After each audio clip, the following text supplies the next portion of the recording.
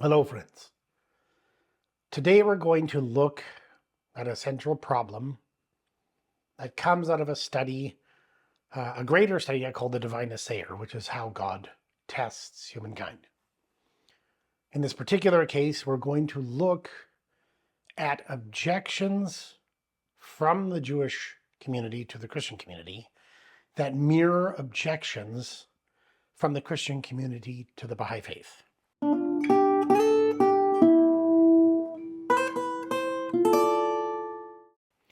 In particular, we're going to look at the issue of John the Baptist and Elijah. But before we begin, I want to touch on certain aspects of how God tests his servants. Often to many people, this is a strange idea. Yet genuinely, it's actually quite commonplace that there are, if you will, obstacles or stumbling blocks that are placed within our path as we attempt to live a good and noble life. If I just look at my body, if I want to be healthy and harmonious and flexible and mobile, I'm going to have to sacrifice. If I want to learn anything, whether it's the guitar, the cello, pottery, a new language, any facet of understanding of skill or craft, I'm going to have to face an uphill battle of my own will. If I want to be emotionally stable, if I want to be a good communicator, if I want to be honest or just or merciful, in each of these cases, I'm going to run into obstacles that can, if I do not overcome them, prevent me from achieving those goals. So I'm going to try my best to be concise in this. I have a tendency to want to be as comprehensive as I can, which makes it difficult. At this point here, I just want to stress that this facet where we have obstacles or stumbling blocks placed in our path is not something rare. It's actually quite commonplace. It's the nature of our life as we pass through this world. So how is this related, for example, to John the Baptist and Elijah and what I often call empathizing with Israel? It's very simple that there are objections that are placed or put on the Baha'i faith from the Christian community that mirror almost exactly objections that are made to Christianity from the Jewish faith. The reason why these aren't often really understood or grokked is because due to the preponderance of Christians, how many Christians there are, and the dominant cultural influence of Christianity, many of these objections are not looked at. And in order to understand God and how God reveals himself to humankind, it is important not only to look at these, but to be honest at how challenging they would be. But when we look at this in particular, and again, this is John the Baptist and Elijah, we're going to see that if your objection falsifies your own belief, that's a problem. So this is stated in one very terse statement by Baha'u'llah in the Tablet of Ahmed. He says this: O people, if ye deny these verses, by what proof have ye believed in God? So if you are going to deny this revelation, by what foundation have you believed in God yourself? It's why the Jewish scriptures tell us, differing weights and differing measures, both of them are abominable to the Lord. So if we're going to say that this is itself either a falsification of another tradition, then if we find that same objection to our own tradition, then it's going to falsify ours. We can't have different weights. If it is a proof in one case, it should be a proof in another. Now, this does actually apply in each case to each revelation that I know. It's important to try to look at, say in the Eastern tradition, try to view Buddhism through a Hindu lens. What would it have been like to have been a Hindu in India and be listening to the teachings of the Buddha? I think a very different flavor, a very different fragrance comes out of it when we do so. Likewise, if we actually look at Judaism from what we know of as Judaism, from the perspective of someone who had lived in Egypt and had followed the God of Abraham, Isaac, and Jacob, when we turn to Judaism, say we have the last major figure within Genesis was Joseph. So let's call it a Josephite. And a Josephite looks over and is examining Judaism, the revelation coming through Moses. How would that look to them? What things would they have to overcome? And then we come to the beginning of the Common Era, the beginning of the Christian era, when we look at Christianity from a Jewish perspective, different facets come out. Now, I'm simply trying to say that it was neither profoundly easy nor direct for a Jewish person to accept Jesus Christ. Empathizing with the Jewish perspective unveils how God reveals himself to humankind. And what we're going to find is, again, that these Christian objections to the Baha'i faith mirror Jewish ones. We're going to see that God does test his servants. This is a truth revealed both within the Baha'i writings and within the New Testament. It's in the Old Testament, it's in the Quran, etc. Now, we're also going to see that God uses at times, if Christianity, for example, is true, God uses upsetting, jarring, and even scandalous ways of presenting his message. This is present in every religion that I know. We will see as well that the Jews expected the physical, literal, obvious return of a major Jewish prophet who did not die but ascended physically into heaven. And that his return is an event that sounds like it is obvious and evident to all humankind. Instead of getting Elijah, this profoundly powerful prophetic figure from the Old Testament who ascended bodily into heaven, they got a man recently born named John the Baptist. That was neither spectacular nor obvious in his mission. So what we're going to see is that holding to certain common Christian objections to Baha'u'llah would lead to a serious problem for a Jew accepting Jesus Christ in the first century. Now, before we get into the context of John the Baptist and Elijah, I want to bring up certain quotes that highlight this facet, both from the New Testament and the Baha'i writings, that God tests his servants. So the first here is going to come from the Gospel of John, chapter 6, starting on verse 48. I am the bread of life. Your fathers ate the manna in the wilderness, and they died. This is the bread that comes down out of heaven, so that anyone may eat from it and not die. I am the living bread that came down out of heaven. If anyone eats from this bread, he will live forever. And the bread which I will give for the life of the world also is my flesh. Then the Jews began to argue with one another, saying, How can this man give us his flesh to eat? So Jesus said to them, Truly, truly, I say to you, unless you eat the flesh of the Son of Man and drink his blood, you have no life in yourselves. The one who eats my flesh and drinks my blood has eternal life, and I will raise him up on that last day. For my flesh is true food, and my blood is true drink. The one who eats my flesh and drinks my blood remains in me, and I in him. Just as the living Father sent me, and I live because of the Father, the one who eats me, he will also live because of me. This is the bread that came down out of heaven, not as the fathers ate and died. The one who eats this bread will live forever. These things he said in the synagogue as he taught in Capernaum. So then many of his disciples, when they heard this, said, This statement is very unpleasant. Who can listen to it? But Jesus, aware that his disciples were complaining about this, said to them, Is this offensive to you? What then if you see the Son of Man ascending to where he was before? It is the Spirit who gives life. The flesh provides no benefit. The words that I have spoken to you are spirit and are life. But there are some of you who do not believe. For Jesus knew from the beginning who they were who did not believe, and who it was who would betray him. And he was saying, For this reason I have told you that no one can come to me unless it has been granted him from the Father. As a result of this, many of his disciples left and would no longer walk with him. So Jesus said to the 12, "You do not want to leave also, do you?" Simon Peter answered him, "Lord, to whom shall we go? You have words of eternal life, and we have already believed and have come to know that you are the Holy One of God."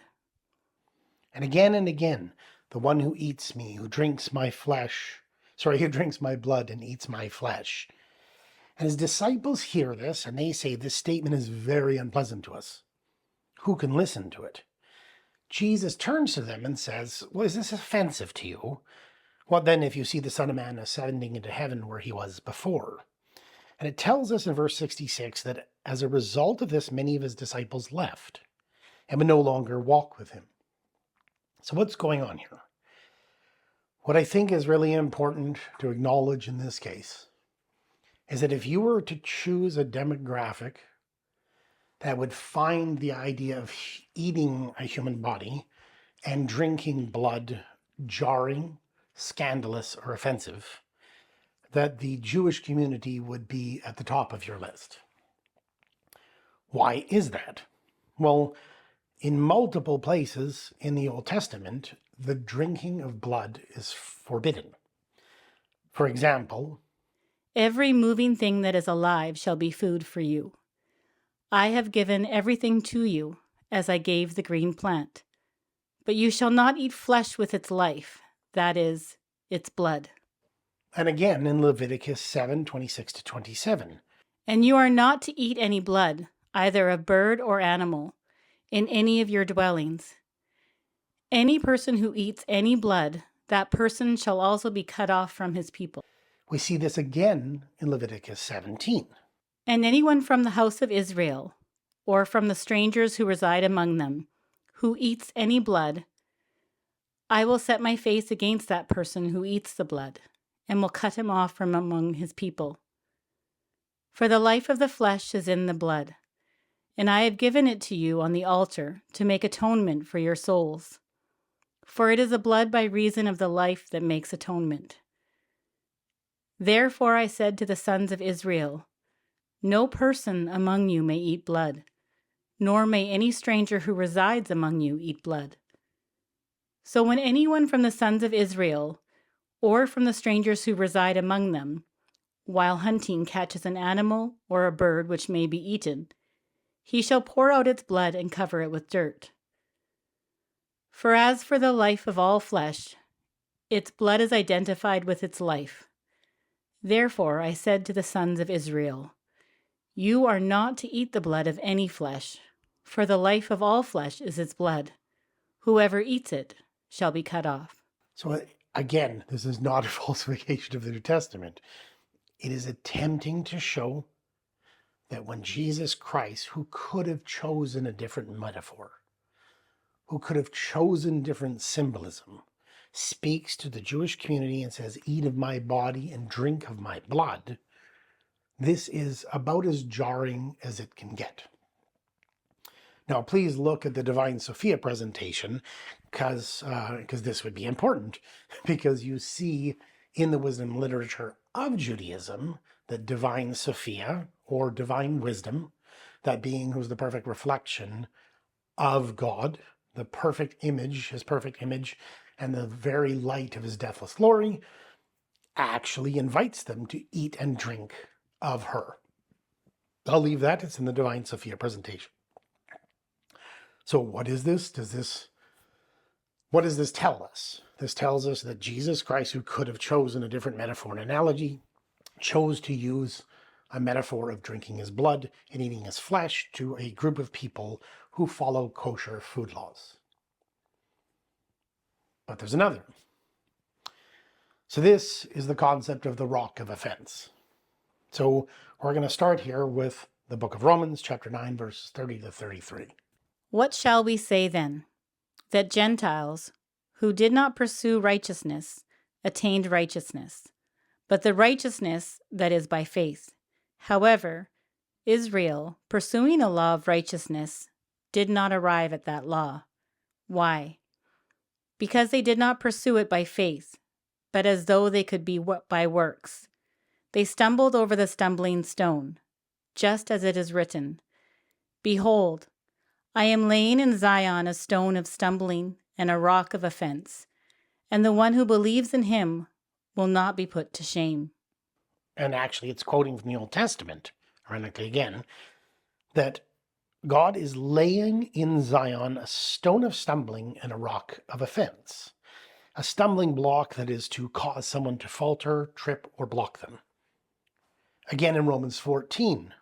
Therefore let's not judge one another any more, but rather determine this, not to put an obstacle or a stumbling block in a brother's or sister's way.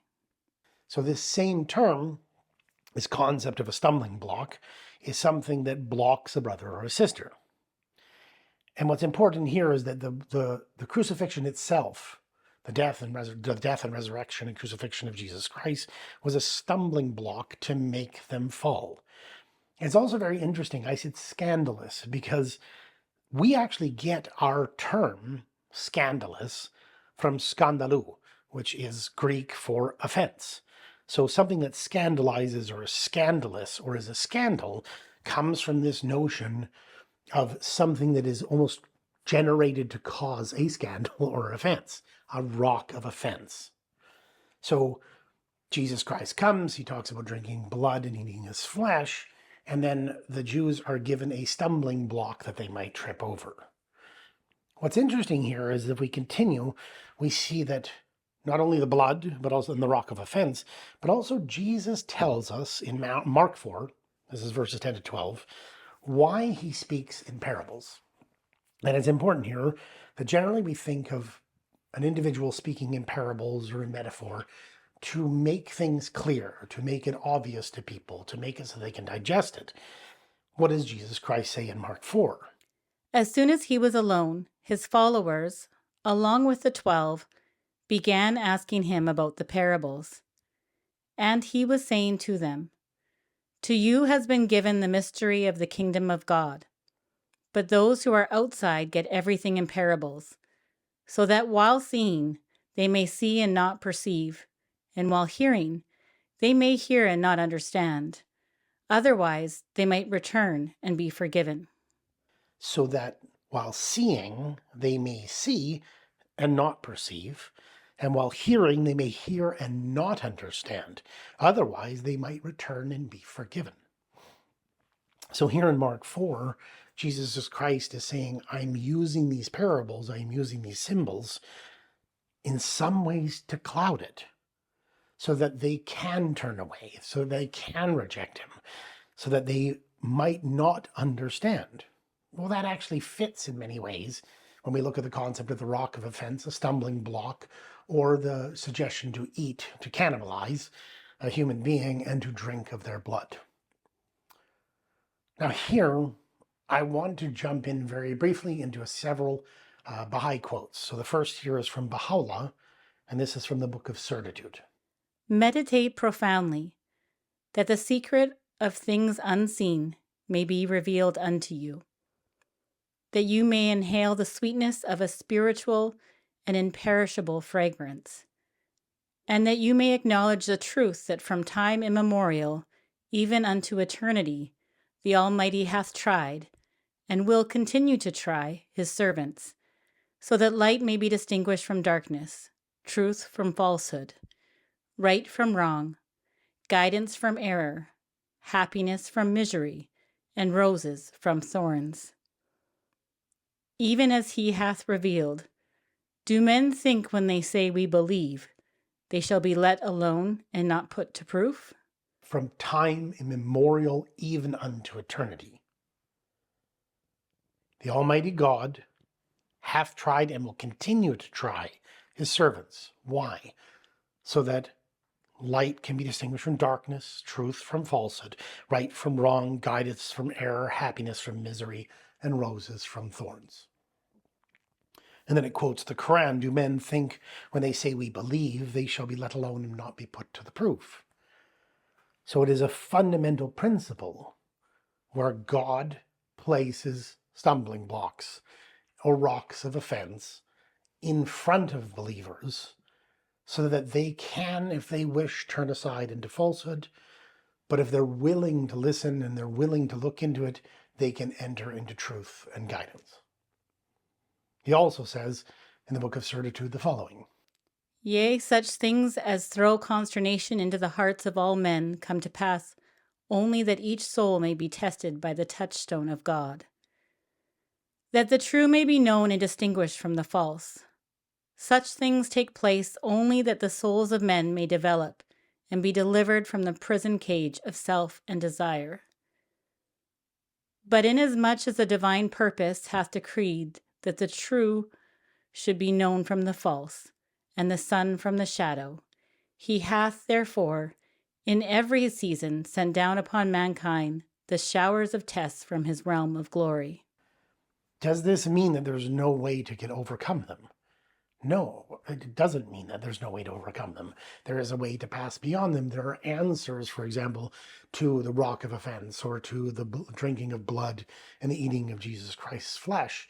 There is truth being communicated within the parable, but also a means for them to turn aside. And I will bring the third part through the fire, refine them as silver is refined, and test them as gold is tested. They will call on my name, and I will answer them. I will say, they are my people, and they will say, the Lord is my God. So we are to be refined as silver is refined, boiled, right? Put in a cauldron to rid ourselves of our impurities. Moving on. He who is the dayspring of truth is no doubt fully capable of rescuing from such remoteness wayward souls, and of causing them to draw nigh unto his court and attain his presence. If God had pleased, he had surely made all men one people. His purpose, however, is to enable the pure in spirit and the detached in heart to ascend, by virtue of their own innate powers, unto the shores of the most great ocean, that thereby they who seek the beauty of the all-glorious may be distinguished and separated from the wayward and perverse. Thus hath it been ordained by the all-glorious and resplendent pen, that the manifestations of divine justice, the daysprings of heavenly grace, have when they appeared amongst men always been destitute of all earthly dominion and shorn of the means of worldly ascendancy, should be attributed to the same principle of separation and distinction which animateth the divine purpose. Were the eternal essence to manifest all that is latent within him, were he to shine in the plenitude of his glory, none would be found to question his power or repudiate his truth. Nay, all created things would be so dazzled and thunderstruck by the evidences of his light as to be reduced to utter nothingness. How then can the godly be differentiated under such circumstances from the froward? This principle hath operated in each of the previous dispensations, and been abundantly demonstrated. It is for this reason that in every age, when a new manifestation hath appeared, and a fresh revelation of God's transcendent power was vouchsafed unto men, they that misbelieved in him, deluded by the appearance of the peerless and everlasting beauty in the garb of mortal men, have failed to recognize him. They have erred from his path and eschewed his company, the company of him who is a symbol of nearness to God. They have even arisen to decimate the ranks of the faithful and to exterminate such as believed in him. There is a self-evident truth here, which is that God is capable of rescuing from remoteness all humankind. It quotes the Quran: if God had pleased, he had surely made all men one people. And this is, again, something very obvious when you contemplate it. People ask this, well, why doesn't God just reveal himself unto humankind so it is self-evident unto all? Here it is answered. His purpose, however, is to enable the pure in spirit and the detached in heart to ascend by virtue of their own innate powers. that thereby they who seek the beauty of the all-glorious may be distinguished and separated from the wayward and perverse. And when we look at the manifestations of divine justice, it says that they appear destitute of all earthly dominion and shorn of means of worldly ascendancy. You look at the Buddha in his dispensation, Jesus Christ. Many of these characters are completely shorn of any earthly dominion. Why? Baha'u'llah tells us it should be attributed to this same principle of separation and distinction which animateth the divine purpose. If not, how could the godly be differentiated from the froward? So we have this principle where here we're reading in the Baha'i writings and we're seeing within the New and the Old Testament that there's this concept of a sifting, of an assaying, testing the purity of the silver, testing the purity of the gold, by placing in front of them reasons and means whereby, if they so wish, they can turn aside. But if they were willing to actually look deeper, then the truth can be revealed. So what are we looking at here? So we're trying to look at these scales of justice, these differing weights are an abomination unto God, to try to look at an objection that is often posed to the Baha'i faith from the Christian community, but to seek how we could understand it by looking at a mirrored similar objection within the Jewish community to Jesus Christ. I want to be very clear here. As we go through this does not in any way make Baha'u'llah true. All I am trying to establish is that if a Christian were to hold very tightly to several series of objections to the claim of Baha'u'llah, it would cause them to question the New Testament and Christianity. I believe that if we look closer and we're willing, if you will, to test the spirits to see whether they are from God, to prove all things and to hold fast unto that which is true, that we can actually see through this. And I believe that exploring these issues unveil God's character, because if God was to have placed stumbling blocks in the path of the believer in the past, it would be very difficult to accept that he could never do such thing again. So what is the central idea here? A Christian is awaiting the return of Jesus Christ.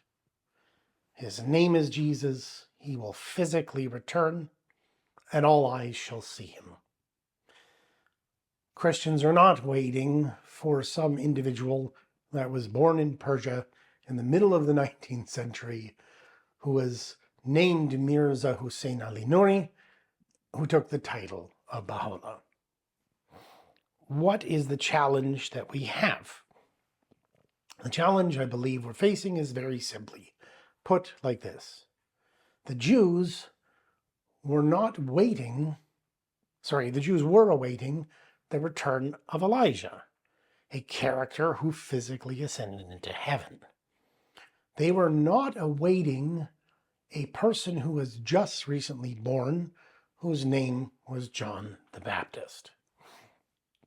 Likewise, we're going to see that even in the prophecies that the New Testament attributes to the first coming of Jesus Christ, they were not awaiting, if we accept the New Testament, for a man named Jesus either. We were waiting for a figure named Emmanuel. So, as we go into this, let's first look at who Elijah was, because that's going to be very, very important. Because I think it's important to get a sense of the power and prominence of this prophet of God. Now, there are Christians that I've met who are unaware that John the Baptist was claimed by Jesus Christ to be the prophet of Elijah, who had to come before the Messiah. So I want to make sure we review that, because it is unequivocal in the New Testament that John the Baptist, in some way at least, whatever that means, was Elijah, a prophet who went up onto the top of a mountain and ascended into heaven physically. So let's get a sense first of who Elijah was. So I'm just going to reference several of these. Some of the quotes are in the PDF that you can get in the bottom of this video. The first is from 1 Kings chapter 17. So in verses 1 to 7, you will find that Elijah stops the rain and commands ravens to provide food for people. In that same chapter, 1 Kings 17, verses 8 to 15, Elijah provides unending flour and oil to a widow. So in these two cases, these individuals can perpetually eat. In verses 17 to 24 in 1 Kings 17, Elijah resurrects a boy from the dead. Now, some of these motifs, if you're familiar with the New Testament, might sound familiar. The feeding of the 5,000, feeding interminably from a small, if you will, source of food.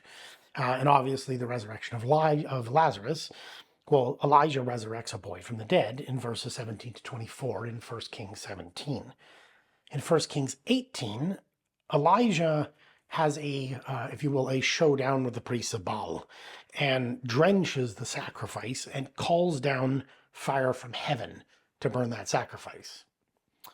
In 2 Kings 1, Elijah does the same thing and calls down fire from heaven and actually consumes a group of soldiers. So what do these mean? That would be a different conversation. What is the significance of it in this context is simply this. This character, Elijah, in many ways after Moses, is the most powerful figure in the Old Testament. This individual is a titan. What happens then is we find that Elijah is physically taken into heaven in 2 Kings chapter 2. Now it came about, when the Lord was about to bring Elijah up by a whirlwind to heaven, that Elijah left Gilgal with Elisha. And Elijah said to Elisha, "Stay here, please, for the Lord has sent me as far as Bethel." But Elisha said, "As surely as the Lord lives, and as you yourself live, I will not leave you." So they went to Bethel. Then the sons of the prophets who were at Bethel went out to Elisha and said to him, "Are you aware that the Lord will take away your master from over you today?"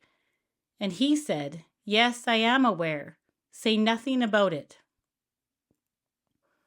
And Elijah said to him, "Elisha, please stay here, for the Lord has sent me to Jericho." But he said, "As surely as the Lord lives, and as you yourself live, I will not leave you." So they came to Jericho. Then the sons of the prophets who were at Jericho approached Elijah and said to him, "Do you know that the Lord will take away your master from over you today?" And he answered, "Yes, I know. Say nothing about it." And Elijah said to him, "Please stay here, for the Lord has sent me to Jordan." But he said, "As surely as the Lord lives, and as you yourself live, I will not leave you." So the two of them went on. Now 50 men of the sons of the prophets went and stood opposite them at a distance, while the two of them stood by the Jordan. And Elijah took his coat, folded it, and struck the waters, and they were divided here and there, so that the two of them crossed over on dry ground. When they had crossed over, Elijah said to Elisha, "Ask me what I should do for you before I am taken from you." And Elisha said, "Please let a double portion of your spirit be upon me." He said, "You have asked a hard thing.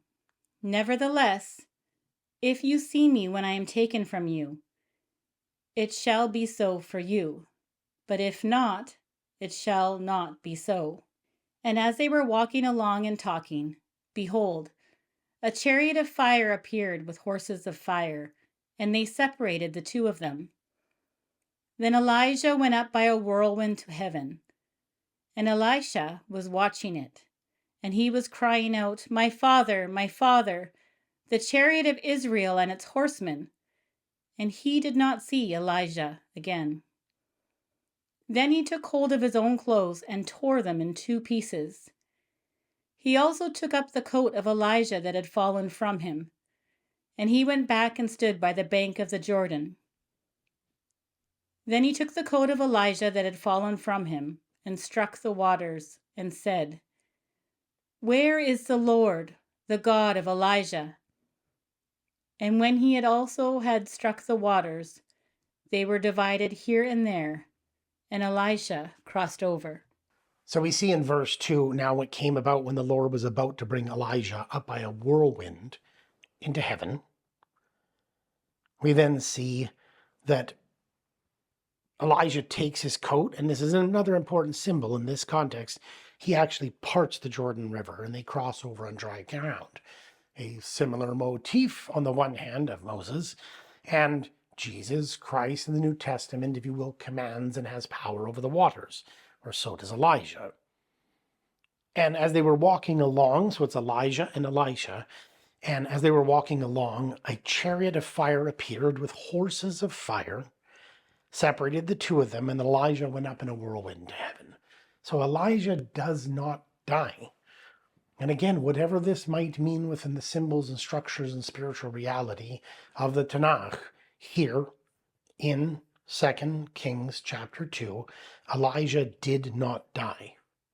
I do want to note one thing to throw it out there, because when they crossed over the Jordan, if you read very carefully in verse 9, Elisha says, "Please let a double portion of your spirit be upon me." And then after Elijah goes up in a whirlwind to heaven, it says that Elisha took the coat of Elijah and struck the waters and said, "Where is the Lord, the God of Elijah?" And the waters part, and Elisha crosses over. So remember, there's Elijah and Elisha. What do we have? That the spirit of Elijah is actually passed to Elisha, and he's asked for a double portion of it. Now, there's more to go into here, but I want you to just keep that in mind. That when it comes to the Jewish concept, can an individual have the spirit of Elijah and not physically be Elijah? Yes, they can. And Elisha demonstrates this immediately after by parting the Jordan. Now, who is this character Elijah? Why is this so important within the New Testament? That's because in the book of Malachi, if you're reading the, if you will, the Christian Old Testament, the very last passage you will come across in the 4th chapter of Malachi is this passage about Elijah. "Remember the law of Moses, my servant, the statutes and ordinances which I had commanded him in Horeb for all Israel. Behold, I am going to send you Elijah the prophet before the coming of the great and terrible day of the Lord. He will turn the hearts of the fathers back to their children, and the hearts of the children to their fathers, so that I will not come and strike the land with complete destruction." It's really important here. One, this parting, if you will, message unto the Jewish people is that they are to remember the law of Moses, statutes, and the ordinances, and that God is going to send Elijah the prophet before the coming of the great and terrible day of the Lord. And what's he going to do? He's going to turn the hearts of the fathers back to the children, children to the fathers, so the land will not be struck with destruction.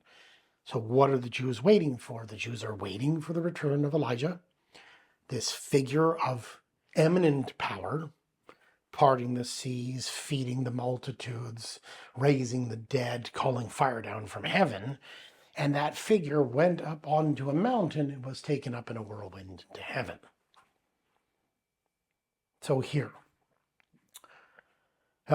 we have another figure in the New Testament who himself was able to control the waters, raise the dead, if you will, feed the multitudes, and went up onto a mountain and was taken up ostensibly physically into heaven, and that is Jesus Christ. So we're having a very, very similar motif here. Now, I stated that in the New Testament, John the Baptist is Elijah.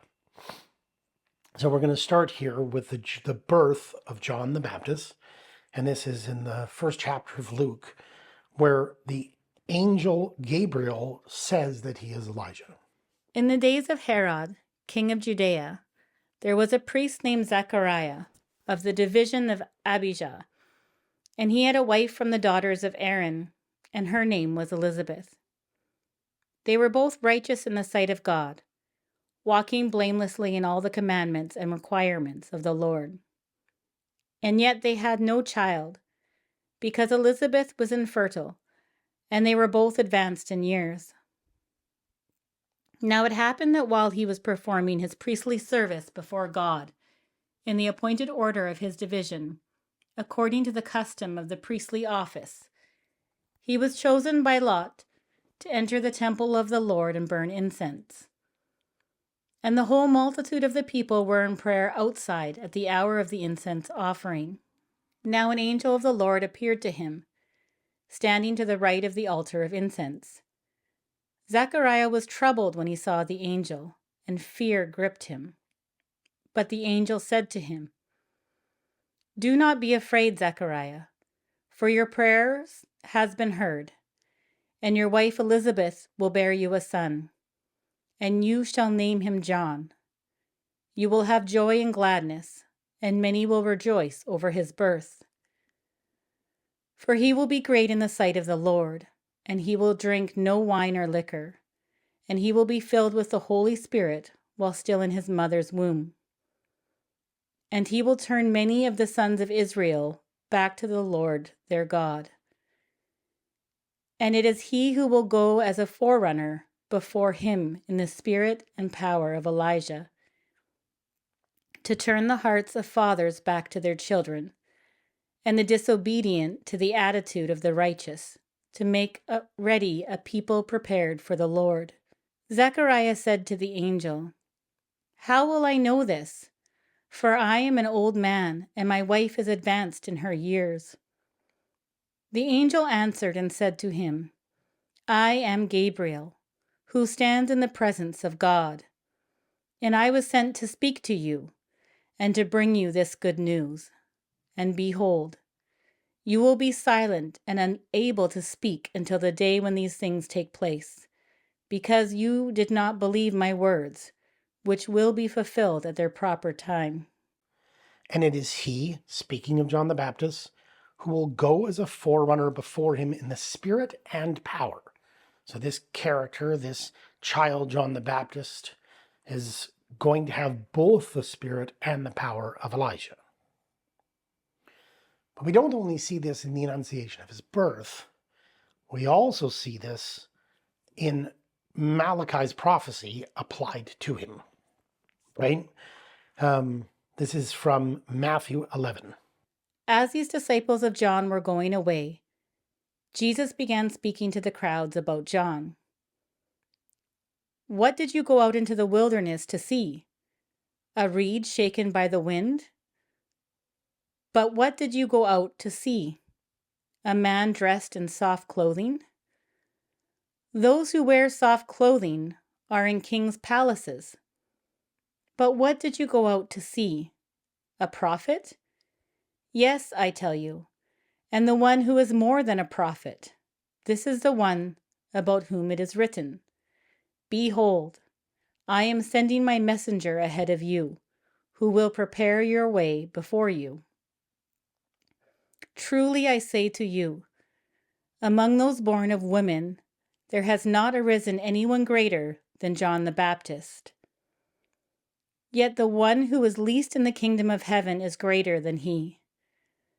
And from the days of John the Baptist until now, the kingdom of heaven has been treated violently, and violent men take it by force. For all the prophets and the law prophesied until John. And if you are willing to accept it, John himself is Elijah who was to come. The one who has ears to hear, let him hear."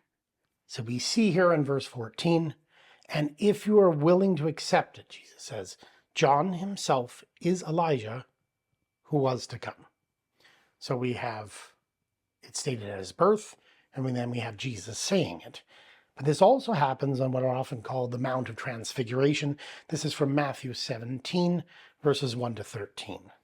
6 days later, Jesus took with him Peter and James and his brother John and led them up on a high mountain by themselves. And he was transfigured before them, and his face shone like the sun, and his garments became as white as light. And behold, Moses and Elijah appeared to them, talking with him. Peter responded and said to Jesus, "Lord, it is good that we are here. If you want, I will make 3 tabernacles here, one for you, one for Moses, and one for Elijah." While he was still speaking, a bright cloud overshadowed them, and behold, a voice from the cloud said, "This is my beloved Son, with whom I am well pleased. Listen to him." When the disciples heard this, they fell face down to the ground and were terrified. And Jesus came to them and touched them and said, "Get up and do not be afraid." And raising their eyes, they saw no one except Jesus himself alone. When they were coming down from the mountain, Jesus commanded them, saying, "Tell the vision to no one until the Son of Man has risen from the dead." And his disciples asked him, "Why then do the scribes say that Elijah must come first?" And he answered and said, "Elijah is coming and will restore all things. But I say to you that Elijah already came, and they did not recognize him, but did to him whatever they wanted. So also the Son of Man is going to suffer at their hands." Then the disciples understood that he had spoken to them about John the Baptist. So here on the Mount of Transfiguration, the disciples see Moses, Elijah, and Jesus talking. And we see this vision occurring, and the disciples ask, well, why? And again, this is in verse 10. And why do the scribes say that Elijah must come first? And Jesus answered and said, Elijah is coming and will restore all things. But I say to you that Elijah already came, and they did not recognize him, but did to him whatever they wanted. So also the Son of Man is going to suffer at their hands. And the disciples understood that he had spoken to them about John the Baptist.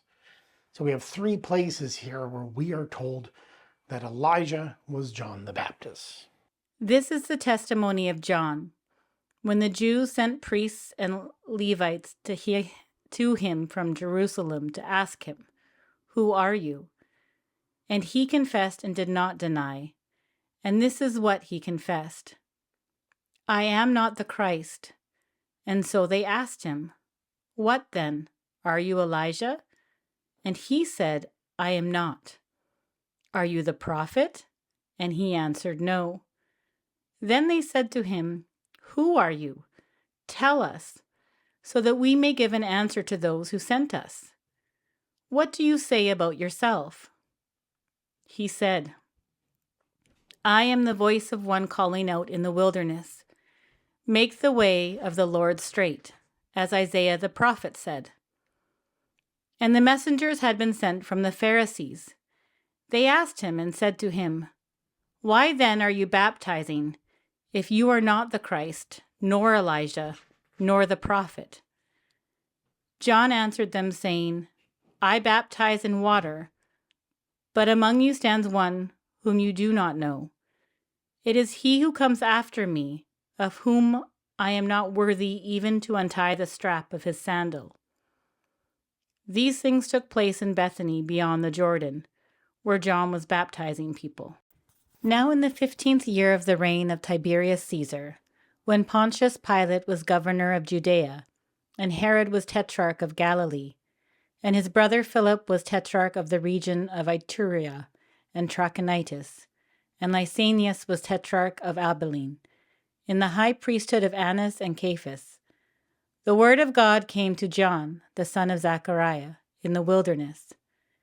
And he came into all the region around the Jordan, preaching a baptism of repentance for the forgiveness of sins, as it is written in the book of the words of Isaiah the prophet. The voice of one calling out in the wilderness, prepare the way of the Lord, make his path straight. Every ravine will be filled, and every mountain and hill will be lowered. The crooked will become straight, and the rough road smooth, and all flesh will see the salvation of God. So the angel Gabriel says that John the Baptist is the spirit and power of Elijah. Jesus says that he's Elijah on more than one occasion. The problem comes when we look at what John said. And I'll say this is in many ways a 6-layered problem. So, first of all, the Jews are not waiting for John. They are waiting for Elijah by name. Secondly, Elijah was taken physically up into heaven by a chariot of fire. John, to them, was born just recently of a woman. So we have a name problem and we have a body problem. Now, the problem third is that Elijah must come before the Messiah. But if you noted there, when the Jews ask John the Baptist if he is Elijah, John the Baptist says no. So he's not named Elijah. Elijah went physically into heaven. And when they ask John, are you Elijah? Are you the Messiah? No. Are you Elijah? No. Are you that prophet? No. So he says he's not. The fourth problem is he identifies himself with another prophetic figure, right? So if I came up to you or you came up to me and you said, are you Rob? And I said, no, I'm Paul. So I understand what you're asking, and I'm actually giving myself a separate designation. So he's asked, are you the Messiah? No. Are you Elijah? No. Are you that prophet? No, I'm this other person. So name wrong, body wrong. He says he's not, but he also identifies himself as the one voice crying in the wilderness. So problem 5 is that, again, please understand, I'm not trying to disparage the New Testament. I'm trying to point out the depth of the confusion and the stumbling block and the problem that was placed in front of the Jewish people here. You see, from the perspective, if I was an Israelite, if I was a Jew, it's like, okay, well, Christianity needs an Elijah. Because if Jesus Christ is the Messiah, they need to have an Elijah. So after John has died, Jesus then says, yeah, well, John was. So in a sense, he retcons a retroactive continuity where he applies the designation of the person of John being Elijah once John is no longer around, even though he has already said he is not Elijah. So this is very challenging. But there's a 6th problem. You see, when the prophecy there in Luke 3, 1-6 is cited, it says, the voice of one calling out in the wilderness, prepare the way of the Lord, make his paths straight, every ravine will be filled, every mountain and hill lowered, the crooked will become straight, the roads made smooth, and all flesh will see the salvation of God. Okay, so John comes, right, as the voice calling in the wilderness. And this prophecy in the New Testament here in Luke chapter 3 is being applied to John. Now, physically, literally, were all the paths made straight? Were the ravines filled? Were the mountains lowered? Were all the crooked made straight? Were the rough roads made smooth? And did all flesh see the salvation of God? Well, obviously, literally none of that occurred. Not a single one of those occurred. So what could you literally apply to John in this context? He would only be able to literally apply a voice crying in the wilderness, which at least in some sense could be anyone. And the challenge here is let's go all the way back, if you will, to the story of Elijah. You see, Elijah called down fire from heaven. Elijah raised the dead. Elijah parted the Jordan. Elijah fed many people with small amounts of food. But John the Baptist did none of those things. Even Elisha, when he took up the cloak of Elijah, demonstrated that he had the spirit and power of Elijah by parting the Jordan and passing through it. So we do seem to have a rather intense problem. Name wrong, body wrong. John the Baptist is asked if he is him. He says no. Number 4, he says no, but then he says, I'm this other character. And it seems like Christianity, at least on the surface, is trying to, if you will, plug the hole in the dam after John is dead. And then the prophecy that is applied to John the Baptist, at least in any literal sense, did not happen. So did all flesh see it together? The coming, the voice crying in the wilderness, and all these events? No. We have in the context of the New Testament, all flesh will see the salvation of God. In Isaiah it says, then the glory of the Lord will be revealed and all flesh will see it together. Okay. So in Revelations 1:7, it says, behold, he is coming with the clouds, and every eye will see him, even those who pierced him. Okay? So you have this idea of every eye seeing him coming, but in the prophecy applied to John the Baptist, it is saying that all flesh will see it together, or all flesh will see the salvation of God, depending if you're on the Tanakh or you're in the New Testament. So if we were to hold to this thing that all flesh every eye will see him, and that has to be literally true, then we should, if we're not going to have differing weights, if we're going to go to the New Testament, when it's talking about the voice crying in the wilderness, we should say, well, what about here? Do we actually have all flesh seeing the salvation of God?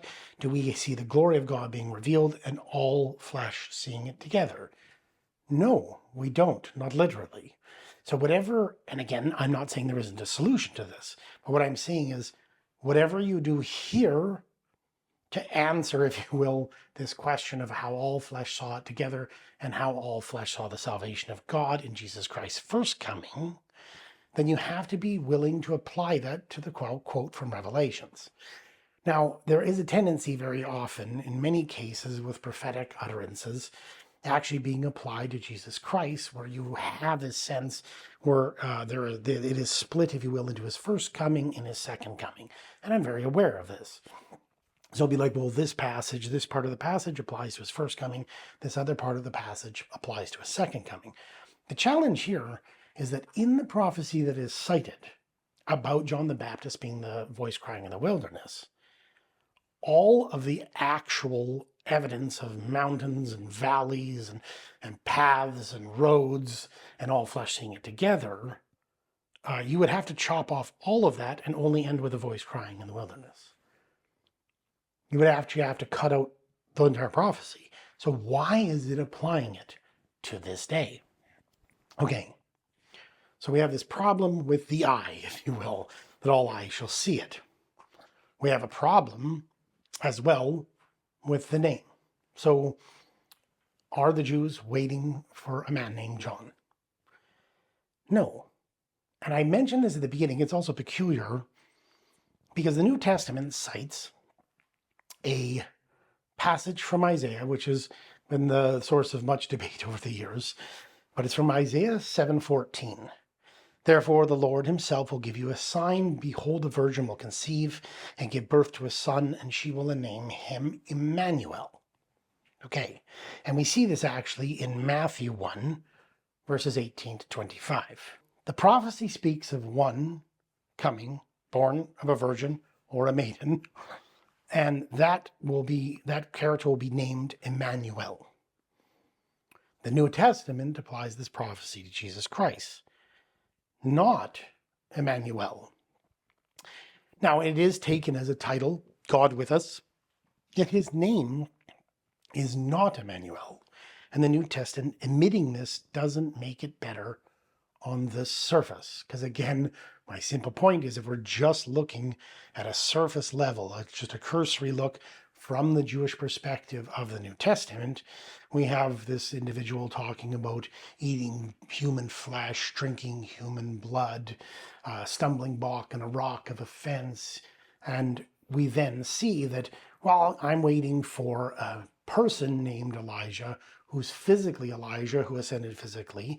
That guy said he wasn't. He said he was someone else. And a quote was given, a prophecy from Isaiah, but none of it's actually been fulfilled.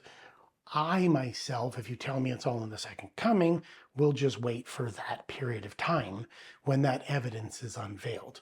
And you can, again, the title of this was Empathizing with Israel, and I think it's important to actually empathize with it. So why is this important within the context of the Baha'i faith? Well, I've had friends of mine say, well, we're not waiting for some individual titled Baha'u'llah, right? Mirza Hussein Ali. We're waiting for Jesus. Well, the Jews were waiting for John and Elijah and Immanuel, and they got John and Jesus. Yet it's different in this case because Jesus, contrary to the example with Elijah, John the Baptist, and Emmanuel, Jesus actually tells us he's coming with a new name. This happens in Revelation 3. Because you have kept my word of perseverance, I also will keep you from the hour of the testing, that hour which is about to come upon the whole world, to test those who live on the earth. I am coming quickly. Hold firmly to what you have, so that no one will take your crown. The one who overcomes, I will make him a pillar in the temple of my God, and he will not go out from it any more. And I will write on him the name of my God, and the name of the city of my God, the New Jerusalem, which comes down out of heaven from my God, and my new name. The one who has an ear, let him hear what the Spirit says to the churches. In verse 12 of the passage, that the one who overcomes, Jesus will write on him the name of my God and his new name. So Jesus will have a new name. We see a similar theme within the 19th chapter of the book of Revelations. And I saw heaven opened, and behold, a white horse, and he who sat on it is called Faithful and True. And in righteousness he judges and wages war. His eyes are a flame of fire, and on his head are many crowns. And he has a name written on him, which no one knows except himself. He is clothed with a robe dipped in blood, and his name is called the Word of God. And the armies which are in heaven, clothed in fine linen, white and clean, were following him on white horses. From his mouth comes a sharp sword, so that with it he may strike down the nations, and he will rule them with a rod of iron. And he treads the winepress of the fierce wrath of God, the Almighty. And on his robe and on his thigh he has a name written, King of Kings and Lord of Lords. Jesus has a new name, unknown to anyone but himself. And when he comes to those who overcome, he will write upon them his new name. Okay? So it's actually easier in the context of the Baha'i faith to say, well, actually, in your case, in the Christian case, you have Elijah returning, not John. You have Emmanuel coming, not Jesus. But in the case of the return of Jesus Christ, he says he's going to have a new name. He tells you don't know it. And then he's going to write that name upon his followers. So in principle, not as an evidence for the truth, for example, of the Bab or Baha'u'llah or the Buddha or anyone else, the literal, can we say in principle, that the literal physical Jesus must be the one who comes back? Not safely, no.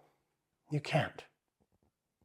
Because then I could say, well, the literal physical Elijah must be the one that comes back. And we're in a bind. Were you to say to me, well, when he comes back, he must be named Jesus. Can you say that in principle? No, not safely, you can't. Because then if I were to say, well, actually, it must be the case that Elijah is coming, and it must be the case that Immanuel is coming. However, here's the problem, as we just went over, he says he'll come with a new name in the New Testament, and that new name is only known to him and will be written upon his followers. Can you say, well, Jesus Christ physically ascended into heaven, therefore he must come back physically from heaven? Not safely. I don't believe you can. That is exactly what the Jews were waiting. If you were, now does it say he will return exactly that way? No, but let's be honest. Let's actually empathize with the position. We know that this exceedingly powerful prophet demonstrates his power over and over and over, ascended in a chariot of fire and fiery horses, and went into heaven, and that's the character we're waiting for to return. And it's Elijah who's going to come back. Again, not John the Baptist. Now, can we safely say that every eye will see him literally? Can we safely say that in this context? No, we cannot. The problem again is that the voice crying in the wilderness, all flesh shall see the salvation of God, or all flesh shall see it together. So if it's good in the case that in order to actually move from Judaism to Christianity, we can have not Elijah but John, not Emmanuel but Jesus. We have not the physical return, but a spiritual return, the Spirit and power. Can we then have the principle that it is possible? Has God shown us that it is possible that the Spirit and power of Jesus could return in a different human temple, even though that character went up upon the mount and ascended? Yes, it's the same issue. I think here is very important. I will reiterate finally again, this does not necessarily mean that Baha'u'llah's claims are true, or a Joseph Smith, or a Reverend Sun Young Moon, or any other character. The point is that we need, and there are so many cases like this, where we really deeply need to empathize with the obstacles that were placed within the path of those who were to accept Jesus Christ, or Moses, or Muhammad, or the Buddha, or Krishna, or Zoroaster, that there is this principle at work, this principle of distinction, where stumbling blocks and rocks of offense, these scandalous things are thrown down, because I believe the more and more one really looks at these traditions from the perspective of the prior tradition, that we see that there are jarring and often very difficult things to overcome. And we have to ensure that we do not have differing weights.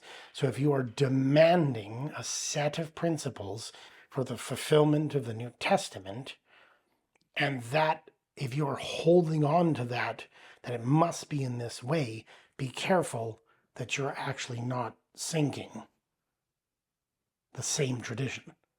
Oh, people, if you deny these verses, by what proof have you believed in God? That's what Baha'u'llah says in the Tablet of Ahmed. So if you deny that a major prophetic figure can come, although having ascended physically into heaven, can return with a different name through the womb of a woman many eons later and still in some sense be the same spirit and power, if you deny these verses, by what proof have you believed in God? And again, name is not John, physically not John. He says his name is not Elijah. He's not physically Elijah, displays none of the power of Elijah. He himself says he's not Elijah. He designates himself as another character with a prophecy applied to him that obviously didn't literally come to pass. Whereas, and in this case, what you have is that every eye shall see him, every eye shall see the salvation of God, or all eyes shall see it together. So what is most important here, dear friends, is that when we are approaching prophetic claims, that we do it soberly and carefully, that we understand that things can appear jarring to us, even scandalous. And on the surface, they might actually really be offensive to us because they're cutting at the heart of our own sacred traditions. And we can empathize with that sort of knee-jerk reaction because this isn't how I expect. This isn't how my pastors or my rabbis or my imams or my mullahs told me it was supposed to happen. And in each case, there is this principle of distinction. There is this separation of the wheat from the chaff, the sheep from the goat, the roses from the thorns. And that it's important that we come to be more empathic to each other and to the traditions that came before us. Allahu Akbar.